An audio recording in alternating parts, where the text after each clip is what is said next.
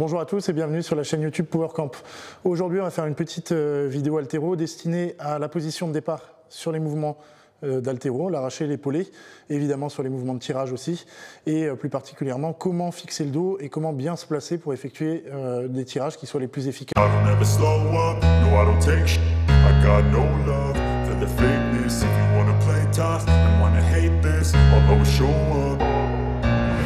Un mauvais placement au départ va entraîner des mauvaises positions par la suite sur le mouvement et donc des erreurs techniques. Vous ne serez pas capable d'effectuer le mouvement de la manière la plus efficace possible. En haltéro, si vos jambes sont extrêmement fortes, si vous êtes fort en squat par exemple, mais que votre dos ne l'est pas, si vous n'êtes pas capable de maintenir le buste relativement vertical sur le tirage, la poitrine sortie et surtout les épaules bien fixées, vous allez être incapable d'utiliser la force de vos jambes, de la transférer dans la barre. Donc vous ne pourrez pas soulever lourd. C'est vrai qu'on peut trouver des cas particuliers, notamment au CrossFit, où on a des athlètes même de très bon niveau qui soulèvent des charges énormes sur le clean, qui ont un défaut de fixation sur le départ. Ils ont les épaules enroulées, ils n'ont pas une très belle position de départ et malgré tout ils soulèvent lourd. Il faut vous dire que s'ils avaient une position qui était sans doute meilleure, ils pourraient soulever plus lourd. La plupart du temps, ce sont des personnes qui ont des énormes qualités physiques, qui du coup soulèvent des charges qui sont conséquentes, mais ils pourraient soulever bien plus lourd s'ils se plaçaient mieux dans la position de départ et sur leur premier tirage. Afin de bien se placer dans la position de départ, vous entendez souvent dans les box de CrossFit des conseils comme serre les omoplates. Dans cette vidéo, je vais justement essayer de vous expliquer pourquoi, pour moi, le conseil n'est pas optimal et le fait de penser à serrer les omoplates ne permettra pas de se mettre dans une position la plus forte possible pour partir sur un arraché ou pour partir sur un épaulé. Lorsqu'on va dire à quelqu'un serre les omoplates, le mouvement qu'il va faire du coup c'est ça, il va venir engager ses rhomboïdes et ses trapèzes pour aller chercher cette adduction sur les scapulas. Or cette fixation elle va poser plusieurs problèmes. Si on a les trapèzes supérieurs qui sont en maintien pour maintenir cette position là, donc les épaules sont légèrement haussées en plus d'être fixé vers l'arrière. Le problème, c'est que sur le tirage, on va avoir un shrug un peu trop précoce. Souvent, ça arrive au moment du passage des genoux. Vous voyez les athlètes qui ont les épaules qui se haussent un petit peu.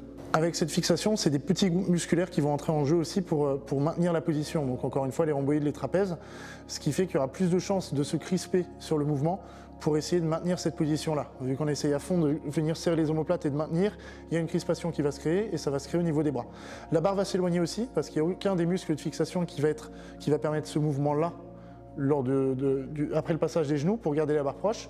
Et du coup, le seul moyen pour compenser et garder la barre proche des cuisses, on le voit chez pas mal d'athlètes, ça va être d'accrocher les bras pour venir tirer et conserver la barre près du corps pour pas qu'elle s'éloigne. Et j'en ai déjà parlé dans pas mal de vidéos. Le problème, si on a une utilisation trop précoce des bras et qu'on crispe dans les bras, on ne peut pas avoir un transfert de force optimal des jambes dans la barre pour essayer de propulser la barre avec le maximum de vitesse et pour mettre de la hauteur. Donc il faut essayer de garder les bras relâchés, sauf que si on garde les bras relâchés sans avoir d'action pour ramener la barre vers soi, le problème c'est qu'on crée de l'espace entre soi et la barre et ça non plus on le veut pas.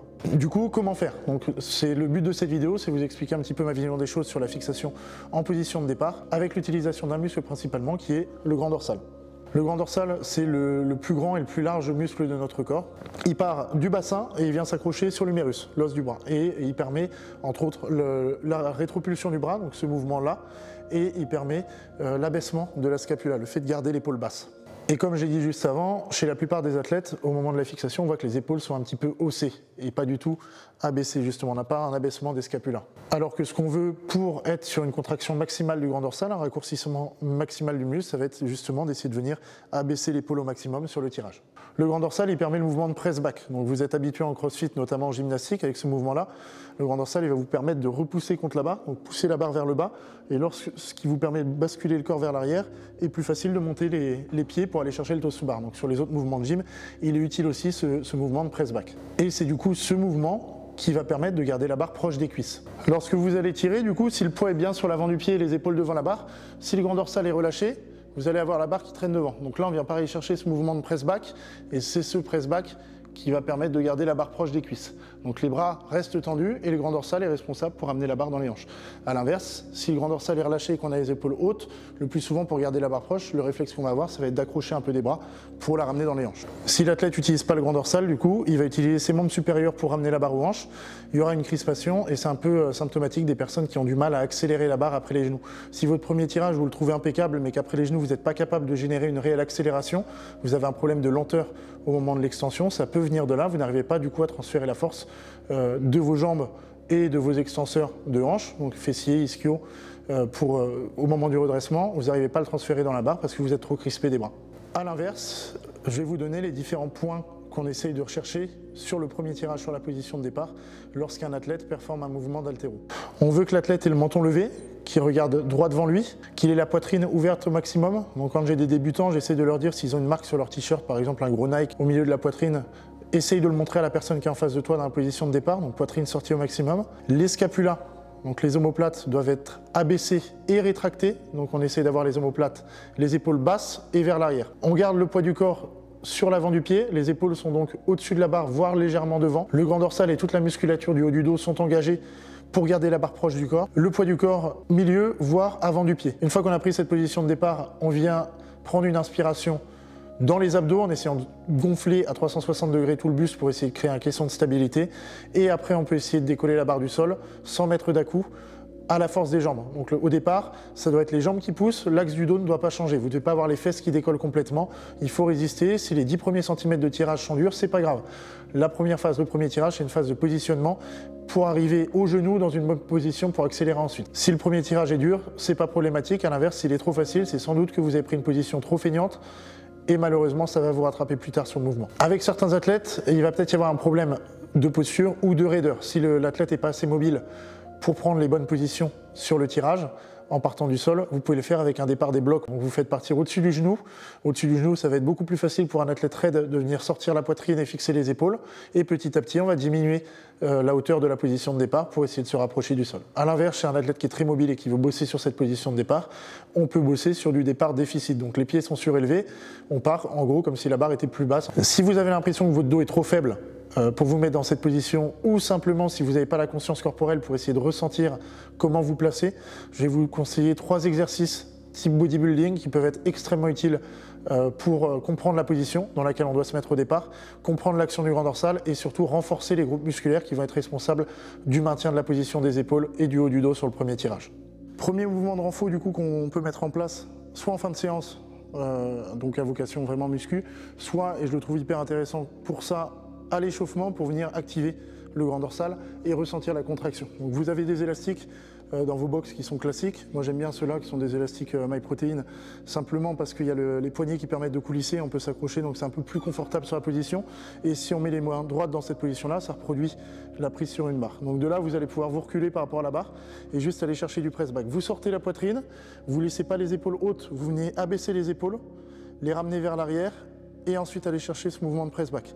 Vous gardez les épaules basses, il ne faut surtout pas que vous fassiez le mouvement avec les épaules qui restent devant. Dans cette position-là, ça ne sert à rien du tout, vous n'êtes plus du tout sur le renforcement spécifique haltéro. Donc vous venez amener les épaules en arrière, vous les abaissez, et depuis cette position, vous ramenez les poignets le long du corps. Vous pouvez le faire avec une prise relativement serrée, donc une prise d'épaulé, ou alors vous pouvez le faire en allant chercher un peu plus sur l'extérieur avec une prise d'arraché. Sur cet angle-là, vous allez peut-être pouvoir voir la contraction au niveau de mon grand dorsal. Donc l'épaule vient se placer derrière et vers le bas. Donc déjà là, on est sur un mouvement de contraction du grand dorsal. Et une fois qu'on est là, on vient ramener la poignée vers l'arrière en essayant de garder la tête de l'humérus dans cette position-là. Il ne faut surtout pas, encore une fois, que vous veniez ramener l'épaule derrière et que l'épaule enroule au moment où vous partez. L'épaule reste basse et vers l'arrière et vous venez contracter. Et il y a un mouvement pour essayer d'aller chercher encore plus de contraction sur ce muscle-là. Vous pouvez essayer de le faire, c'est même mouvement, sauf que vous venez incliner un petit peu le buste, comme si vous vouliez contracter au niveau des obliques dans cette position-là en finition. Donc vous venez tirer et contracter. Et vous essayez de ressentir la contraction à ce niveau-là, sur le muscle grand dorsal. Là-dessus, n'hésitez pas à faire des séries longues. Vous pouvez faire des séries de jusqu'à 20 répétitions sans aucun souci. L'objectif, c'est contraction volontaire. Donc si vous faites juste le mouvement sans rien ressentir, ça ne sert à rien. Vous essayez de le faire en venant contracter le grand dorsal au maximum. Et lorsque vous allez vous placer sur la position de départ sur un mouvement d'haltéro, essayez de venir chercher cette même contraction, venir amener les épaules vers l'arrière, vers le bas avant de partir. Deuxième mouvement de renforcement, donc c'est du rowing qu'on appelle du rowing Yates. Vous allez venir récupérer votre barre et la prendre en prise supination, donc paume de main vers l'avant et pas vers l'arrière. Donc ce qui va faire que lorsque vous prenez la supination, vous avez l'épaule qui vient se placer en rotation externe déjà un minimum. Ça vous permettra de rester bien ouvert. Vous descendez poitrine ouverte avec la barre au niveau des genoux. Et là, au lieu de venir faire les rowing classiques où on vient chercher sur le haut du dos, contraction des rhomboïdes et des trapèzes, on va venir juste chercher à fixer le grand dorsal et ramener ici. Donc on sort la poitrine, on ramène les épaules vers l'arrière, on les garde en basse et on ramène dans les hanches, pas plus haut. Lorsque vous faites ce mouvement-là, c'est uniquement le grand dorsal, ou quasiment uniquement, qui va vous permettre de venir ramener la barre vers l'arrière. Donc l'objectif, c'est vous pensez à vos coudes et vous voulez les ramener au bassin, surtout pas faire ce mouvement-là. L'épaule reste basse, on ramène le coude au bassin et comme le mouvement d'avant, on essaie de venir sentir la contraction la plus forte possible sur le grand dorsal. Dernier mouvement, du coup ça va être un mouvement, vous allez le voir, qui est plus spécifique à l'haltéro, ça se rapproche un peu plus du mouvement complet, donc il y a des chances qu'il soit plus transférable. En revanche, c'est un mouvement qui est un peu plus avancé aussi, donc si vous n'arrivez pas du tout à ressentir la contraction grand dorsal, ni à comprendre comment placer vos épaules, faites d'abord les deux mouvements de muscu que j'ai montrés juste avant. Là, vous allez venir vous placer comme si vous alliez effectuer un épaulé, donc vous mettez les feet under the bar, hands on the bar, vous vous mettez en position de départ, au grip. Vous allez venir utiliser la barre pour essayer de vous tirer en position de départ. Donc cette position de départ, on en parle depuis tout à l'heure. Vous voulez les épaules vers l'arrière et vers le bas, donc pas haussées. Vous venez sortir la poitrine, ramener les épaules basses vers le bas, essayer de sentir la contraction grand dorsale. Et une fois qu'on est placé, on vient effectuer le tirage et on marque une pause à mi-cuisse. À mi-cuisse, vous devez avoir les bras tendus, les épaules et la poitrine devant la barre. Et si jamais je relâche le grand dorsal, elle va flotter devant. Donc là, je suis vraiment sur une action de press back pour la garder proche. Et c'est pas mes bras qui viennent me permettre de la tenir proche. Les bras sont tendus et je viens juste sortir la poitrine et effectuer mon press back pour avoir la barre aux cuisses. Et vous pouvez utiliser ce mouvement-là dans des complexes haltéro. Vous allez faire un tirage sans extension, celui qu'on vient de faire. Ensuite, un tirage en finissant pointe de pied et avec le tirage de bras, en essayant de reproduire le même mouvement. Et après, pourquoi pas, un power clean, un squat clean, un épaulé debout, un épaulé flexion. Voilà, c'est tout pour cette vidéo sur la position de départ. J'espère qu'il y a 2-3 conseils qui vont pouvoir vous aider dans votre pratique. N'hésitez pas à le dire en commentaire si c'est le cas.